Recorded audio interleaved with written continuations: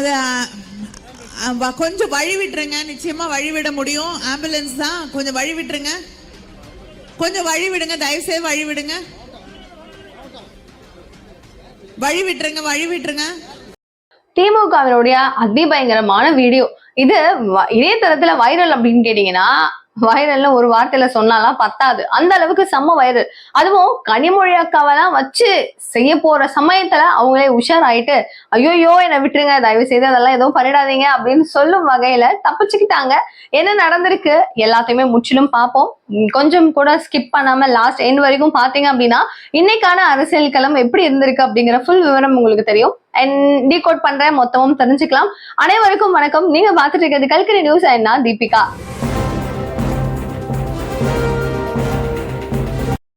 நாகர்கோவில் கன்னியாகுமரியில கிழக்கு மாவட்ட திமுக மீட்டிங் ஒண்ணு நடக்குது. அந்த மீட்டிங்ல ஓரணியல் தமிழ்நாடு அப்படின்னு சொல்லக்கூடிய அளவுக்கு ஒரு பெரிய பிராண்ட் ப்ரொமோஷன் அப்படிங்கிறது எப்படி நடக்குதுன்னு தெரியும். இதையும் தாண்டி எம்பி கனிமொழி அவர்கள் தான் அந்த இடத்துல இருக்காங்க. இதுக்கு ஒரு பேர் வச்சிருக்காங்க, இந்த கூட்டம் பேரு தீர்மான ஏற்பு பொதுக்கூட்டம் அப்படின்னு சொல்லி. சரி, இந்த கூட்டத்துல என்ன பெரிய விஷயம் நடந்துச்சு, என்ன வைரலா பேசும் அளவுக்கு அப்படின்னா நீங்களே பாத்துட்டு வாங்க. கொஞ்சம் வழி விட்டுருங்க. நிச்சயமா வழி விட முடியும். ஆம்புலன்ஸ் தான், கொஞ்சம் வழி விட்டுருங்க. முக்கியமா நோட்டீஸ் பண்ணிருப்பீங்க, இதுல மேயர் மகேஷ் அவர்கள் ஒரு கூட்டம் நடக்குது. அந்த கூட்டம்ல பெரிய அளவுல திமுக கூட்டம் அல்லுதா அப்படின்னு கேட்டீங்கன்னா, அந்த கூட்டம் பேர் தான் வந்து கூட்டம்னு வச்சிருக்காங்க. ஆனா கூட்டம் வந்திருக்கா அப்படின்னு கேட்டீங்கன்னா, அந்த பொதுக்குழு மீட்டிங்க்கு, அந்த கூட்டத்துக்கு, பொதுக்கூட்டத்துக்கு யாரும் வரல. ரொம்ப குறைஞ்சபட்சம் ஒரு 200ல இருந்து ஒரு 300 பேர் வந்திருக்கிறதே பெரிய அளவுல இருக்கும் போல இருக்கு. அவ்வளவு கம்மியான நபர்கள் மட்டும்தான் அங்க இருக்காங்க.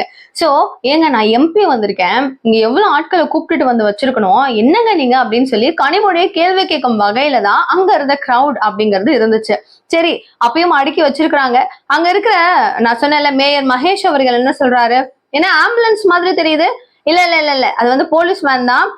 ஆம்புலன்ஸா வந்தாலும் அதெல்லாம் வழியெல்லாம் ஒண்ணு விட தேவையில்ல, ஒன்னும் பிரச்சனை இல்ல. சரி, ஓகே ஓகே, ஆம்புலன்ஸ் எல்லாம் இல்ல, போலீஸ் வண்டி தான், அது ஒன்னும் பிரச்சனை இல்ல, எல்லாம் உட்காருங்க உட்காருங்க அப்படிங்கிறாரு. உடனே கனிமொழிக்கு பதறிடுச்சு. என்னடா அது, ஆம்புலன்ஸ் மாதிரியே தெரியுது, கொஞ்சம் பெருசா ஹைட்டா வேற இருக்கு, ஆம்புலன்ஸ் தான் இல்ல, எனக்கு ஆம்புலன்ஸ் மட்டும் தெரியுதுன்னு சொல்லிட்டு உடனே, ஏன்னா அங்க அவங்களுக்கு தப்பு சொல்லி ஒண்ணும் இல்ல, லைட்ஸ் எல்லாம் கண்ணை மறைக்கும்ல, நிறைய லைட்ஸ், அவங்களுக்கான செட்டப் அப்படிங்கிறது சின்ன லெவல்ல கிடையாது, பயங்கர பிராண்டா செம்மையா இருக்கும். சோ அதுல வந்து அவங்களுக்கு மறைக்குது. இப்படி இப்படி பார்த்துட்டுதான் ஓகே, இல்ல இல்ல ஆம்புலன்ஸ் தான், சோ உள்ள இருக்கிறவங்க எல்லாம் கொஞ்சம் ப்ளீஸ் எழுந்துக்கோங்க, உங்களால முடியும், வழி விட முடியும், சேர் எடுத்துக்கிட்டு அப்படியே நகருங்க அப்படின்னு சொல்லிட்டு இருக்காங்க. இதை பார்த்ததுக்கு அப்புறமா ஊடகங்கள், அதாவது நிறைய பேர் என்ன கலாய்க்கிறாங்க அப்படின்னா, மிதம் இருக்கிற கட்சி நபர்கள் அப்படிங்கிறவங்க திமுகவை முற்றிலும் வந்து ஆதரிக்காத நபர்கள் தானே.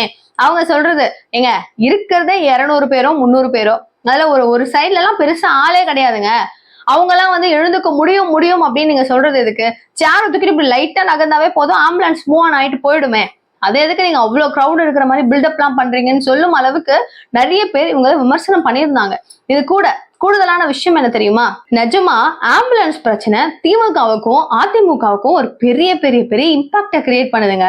ஒரு பக்கம் எடப்பாடியார் என்ன பண்றாரு, என்னுடைய மீட்டிங் எனக்கு ஒரு பெரிய அளவுக்கு நான் பிரச்சாரம் பண்றேன் அப்படின்னா, திமுக காரவங்க சடுக்குன்னு எதையாவது ஒரு ஆம்புலன்ஸை உள்ள விட்டுறீங்க, நீங்க சும்மா இந்த மாதிரி பண்ணீங்க கடுப்பாயிடுவேன் நானு.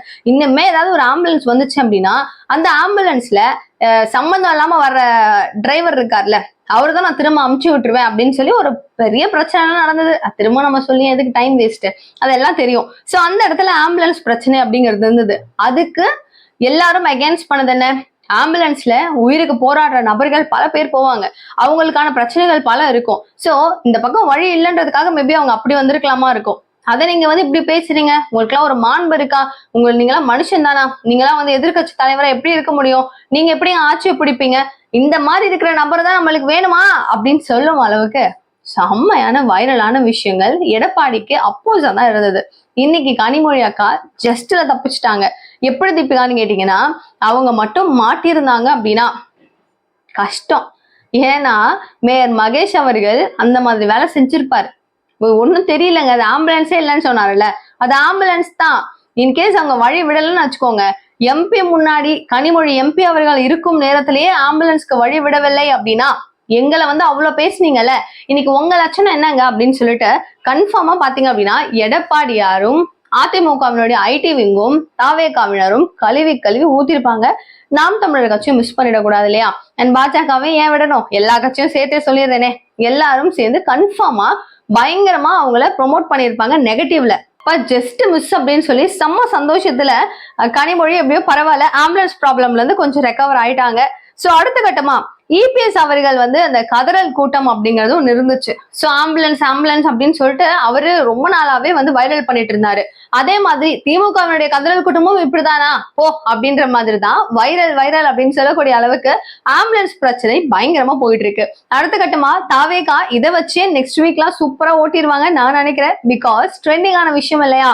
சோ இதை எடுத்து பேசுறதுக்கான வாய்ப்புகள் அதிகம் விஜய் கொடுப்பார் அப்படின்னு எதிர்பார்க்கப்படுது. அண்ட் கூட்டம் பெருசா இல்லையே அப்படிங்கிறதும் ஒரு விமர்சனமா இருந்துச்சு. அது கூடவே இன்னொரு பக்கம் கூட்டம் சூப்பரா வரும் அப்படின்னு சொல்லி முப்பெரும் விழா கரூர்ல நடத்தப்பட்டுச்சு இல்லையா? இந்த இடத்துல வரும் அப்படிங்கிற எதிர்பார்ப்பு அதிக அளவுல இருந்துச்சு. பட் மழையால பாவம்ப்பா கூட்டம் வரல. அதெல்லாம் என்ன தீபிகா நீ ஓவரா பண்ணாத தீபிகா அப்படின்னு சொன்னீங்கன்னா சரி ஓகே அதை விட்டுருவோமே. அடுத்து திருச்சி சிவா அவர்கள் வந்து ஒரு மீட்டிங்ல கரூர்ல தான் பேசிட்டு இருக்காரு. இப்போ கரூர்ல தான் ஒரு மீட்டிங் நடக்குது திமுக சார்பில் அப்படின்னா நம்ம ஆள் வரலன்னா எப்படி? செந்தில் பாலாஜி அவர்களுக்கும் இன்விடேஷன் கொடுக்கப்பட்டிருக்கு. பட் அவரு கொஞ்சம் லேட்டா வந்திருக்காரு.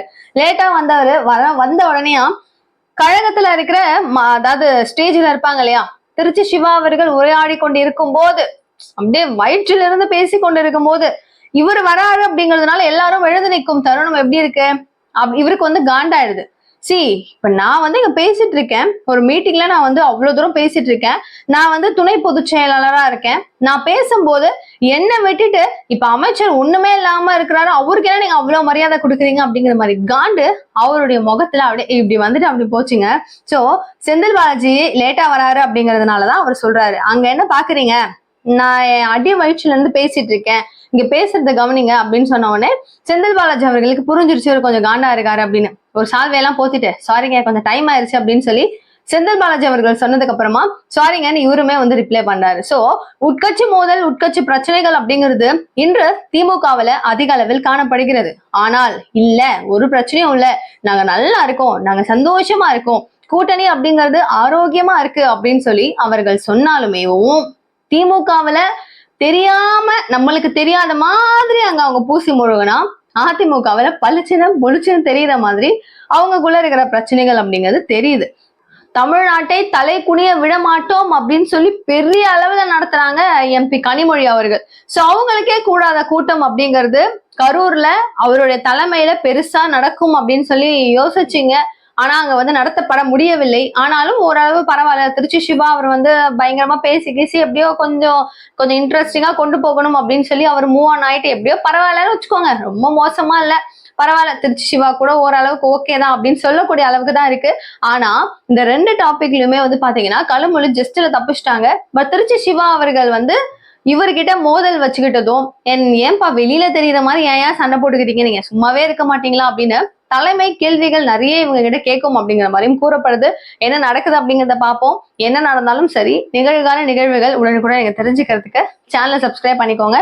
தேங்க்யூ சோ மச் ஃபார் வாட்சிங் திஸ் வீடியோ. பாய்.